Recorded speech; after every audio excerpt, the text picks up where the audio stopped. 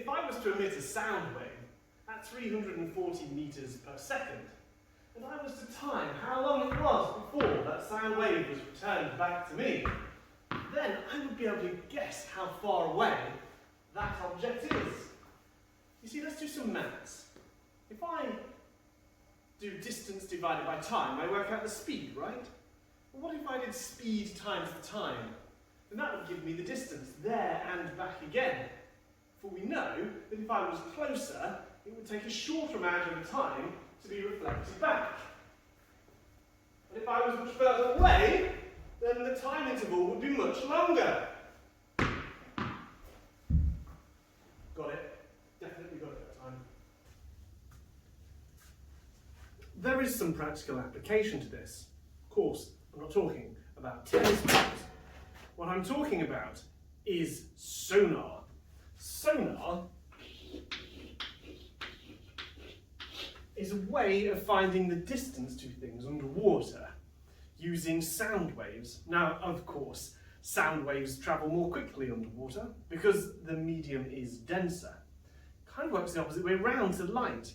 When the denser material is there, light slows down, but when the denser material is there, sound speeds up. Who would have guessed it? But imagine this, you're on a boat and you are sending sound waves into the water. These sound waves travel down to the seabed, reflect off the seabed, and then come back again.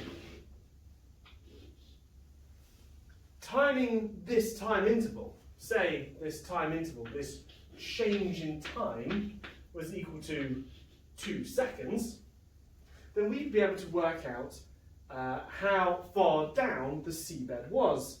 Because now the speed of sound in water is much higher than the speed of sound in air, but I don't want to confuse things. So I'll pretend for now that the velocity is the same as in air, just so that you don't remember another number. So just for example, say that the speed of sound in water was equal to 340 meters per second, then the distance here, the distance there and back again, would be 340 times 2, which would be 680 meters. So the distance there and back again would be 680 meters, which means the depth one way would be that divided by 2, which would bring it back to 340 meters once more. So that's the basis of the calculation. And you've got to remember that it's the distance there and back again. Now, if I just so happened to be above a strange submerged shape, then what I would find is that my signal would return much sooner than I expected because the distance is much less. And so, using this technology, you're able to map the seabed. Furthermore, this technology was invented to find something rather sinister. In the Second World War, submarines were there sinking ships on both sides, and this is my great diagram of a submarine.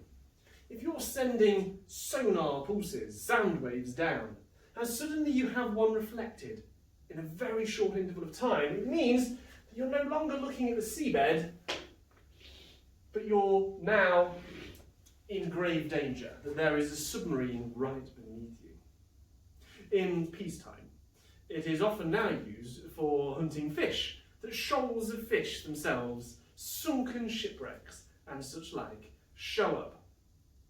Now, sonar can only be used in water. But there is another technology that is very similar to sonar that involves using a different wave to detect where objects are relative to each other. In the air, aeroplanes use something called radar, which works on exactly the same principle, except rather than sound waves, it works with radio or microwave waves. What happens is, a radar mounted in the front nose cone of these aeroplanes sends a radio pulse forward, which bounces off this aircraft and then comes back again to be detected by this aircraft. This is a great way of detecting whether or not you're about to fly into somebody. Now that's a great advantage to avoid collisions, but of course it means everybody knows where your aircraft are. So what was invented was a way of becoming invisible. And so here is a stealth aeroplane. The materials prohibit the reflection of these radar waves. It means that this plane cannot be seen by an enemy radar and can fly undetected. I just wonder how it avoids colliding with things, though.